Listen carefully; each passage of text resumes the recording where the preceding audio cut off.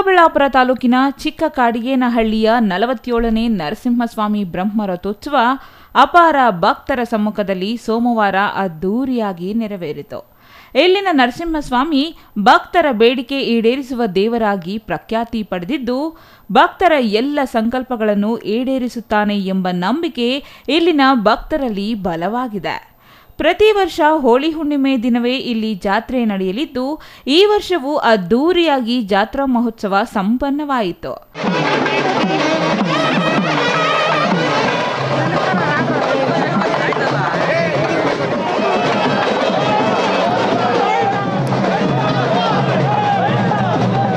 ಇನ್ನು ತಂಬಿಟ್ಟಿನಿಂದ ದೀಪಗಳನ್ನು ಹೊತ್ತಿದ್ದ ಮಹಿಳೆಯರು ಸೇರಿದಂತೆ ರಥೋತ್ಸವಕ್ಕೆ ಬಂದಿದ್ದ ಭಕ್ತರು ಅಗ್ನಿಕೊಂಡ ಹಾಯುವ ಮೂಲಕ ಭಕ್ತಿ ಮೆರೆದರು.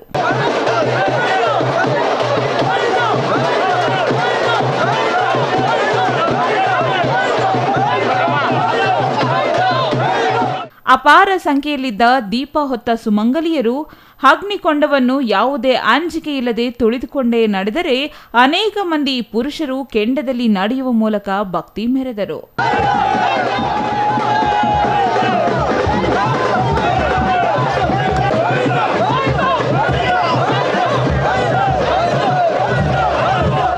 ಇನ್ನು ಸುಧಾಕರ್ ಅವರಿಗೆ ಬಿಜೆಪಿ ಟಿಕೆಟ್ ಸಿಗಬೇಕು ಎಂದು ಈ ಹಿಂದೆಯೇ ಈ ದೇವಾಲಯದಲ್ಲಿ ಸುಧಾಕರ್ ಅಭಿಮಾನಿಗಳು ಹರಕೆ ಹೊಂದಿದ್ದನಂತೆ.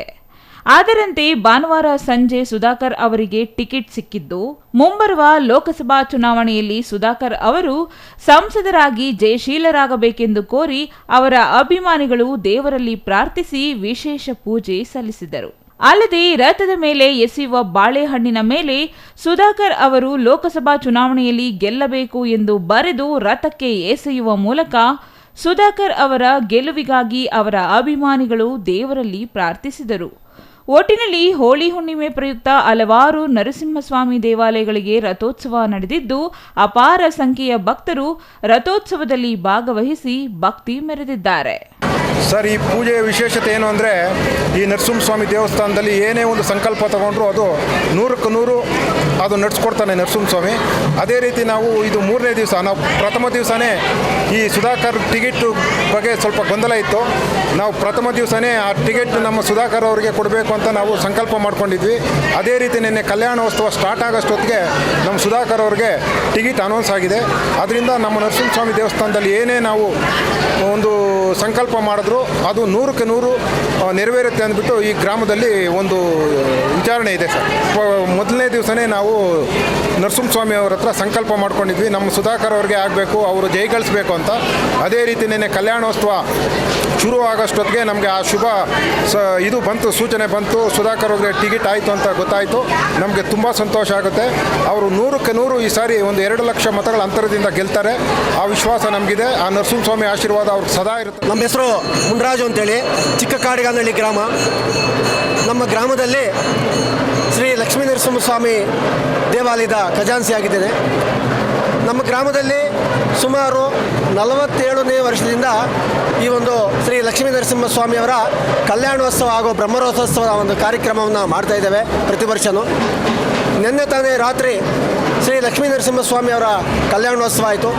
ಈ ಕಲ್ಯಾಣೋತ್ಸವಕ್ಕೆ ಸುಮಾರು ದಂಪತಿಗಳು ಸಮೇತವಾಗಿ ಆಗಮಿಸಿ ಈ ಒಂದು ಕಲ್ಯಾಣೋತ್ಸವವನ್ನು ಯಶಸ್ವಿಗೊಳಿಸಿದ್ದಾರೆ. ಹಾಗೂ ಬಂದಂಥ ಭಕ್ತಾದಿಗಳಿಗೆ ರಾತ್ರಿ ಸಹ ಊಟದ ವ್ಯವಸ್ಥೆ ಸಹ ಮಾಡಿದ್ವಿ. ಇದರ ಕಲ್ಯಾಣೋತ್ಸವದ ವಿಶೇಷತೆ ಏನಪ್ಪ ಅಂತಂದರೆ, ಯಾರಾದರೂ ಕಂಕಣ ಭಾಗ್ಯ ಲೇಟಾಗಿ ಕಂಕಣ ಭಾಗ್ಯ ತಮ್ಮ ಸಂಕಲ್ಪ ಮಾಡಿಕೊಂಡು ಈ ಒಂದು ಕಲ್ಯಾಣೋತ್ಸವದಲ್ಲಿ ಭಾಗವಹಿಸಿ ಅವರೊಂದು ಸಂಕಲ್ಪ ತಗೊಂಡ್ರೆ ಅವರಿಗೆ ಬರೋ ಒಂದು ವರ್ಷದೊಳಗಡೆ ಮದುವೆಯಾಗಿ ದಂಪತಿಗಳ ಸಮೇತವಾಗಿ ಆಗಮಿಸತಕ್ಕಂಥದ್ದು. ಹಾಗೂ ಈ ದಿವಸ ಶ್ರೀ ಲಕ್ಷ್ಮೀ ನರಸಿಂಹಸ್ವಾಮಿಯವರ ಬ್ರಹ್ಮರಥೋತ್ಸವ. ಈ ಬ್ರಹ್ಮ ರಥೋತ್ಸವದ ಪ್ರಯುಕ್ತ ಸುಮಾರು ಒಂದು 7-8 ಸಾವಿರ ಜನ ಸೇರ್ತಾರೆ ಪ್ರತಿ ವರ್ಷವೂ. ಹಾಗೂ ಬರುವಂಥ ಭಕ್ತಾದಿಗಳಿಗೆ ಎಲ್ರಿಗೂ ಸಹ ಈ ಮಜ್ಜಿಗೆ, ಪಾನಕ, ಹೆಸರುಬೇಳೆ ಎಲ್ಲ ಕೊಡ್ತಾರೆ. ಭಕ್ತಾದಿಗಳು ಬಂದು ಅವರೇ ವಿತರಣೆ ಮಾಡ್ತಾರೆ. ಹಾಗೂ ಊಟದ ವ್ಯವಸ್ಥೆಯೂ ಸಹ ಇವಾಗ ನೆರವೇರಿಸಿರ್ತಾರೆ ಬರುವಂಥ ಭಕ್ತಾದಿಗಳಿಗೆ. ಈ ಬ್ರಹ್ಮರಥೋತ್ಸವದ ವಿಶೇಷತೆ ಏನಪ್ಪ ಅಂತಂದರೆ, ಈ ಒಂದು ಬ್ರಹ್ಮರಥೋತ್ಸವ ಪ್ರತಿ ವರ್ಷ ಮಾಡ್ಕೊಂಡು ಬರೋದ್ರಿಂದ ನಮ್ಮ ಗ್ರಾಮ ಮತ್ತು ಸುತ್ತಮುತ್ತಲ ಗ್ರಾಮದವರು ಎಲ್ಲ ಸೇರಿ ವಿಜೃಂಭಣೆಯಿಂದ ಅದ್ದೂರಿಯಾಗಿ ಮಾಡೋದರಿಂದ ಎಲ್ರಿಗೂ ಸಹ ಆಯುರಾರೋಗ್ಯ ಐಶ್ವರ್ಯಗಳು ಕೊಟ್ಟು ಅವರ ಒಂದು ಕಷ್ಟ ಕಾರ್ಪಣ್ಯಗಳು ನಿವಾರಣೆಯಾಗಿ ಸಮೃದ್ಧಿಯಿಂದ ಇರತಕ್ಕಂಥದ್ದು. ಆದ್ದರಿಂದ ದಿನೇ ದಿನೇ ನಮ್ಮ ಲಕ್ಷ್ಮೀ ನರಸಿಂಹಸ್ವಾಮಿಯವರ ಒಂದು ಈ ಬ್ರಹ್ಮರಥೋತ್ಸವಕ್ಕೆ ಜನರು ಸುಮಾರು ಸಂಖ್ಯೆಯಲ್ಲಿ ಆಗಮಿಸಿ ಯಶಸ್ವಿಗೊಳಿಸ್ತಾ ಇದ್ದಾರೆ. ಇನ್ನು ಮುಂದೆನೂ ಹೆಚ್ಚಿನ ಸಂಖ್ಯೆಯಲ್ಲಿ ಭಾಗವಹಿಸಬೇಕು ಅಂತ ಒಂದು ನಮ್ಮ ಸಂಕಲ್ಪ. Jangalahalli Ashwath, CTV news, Chikkaballapur.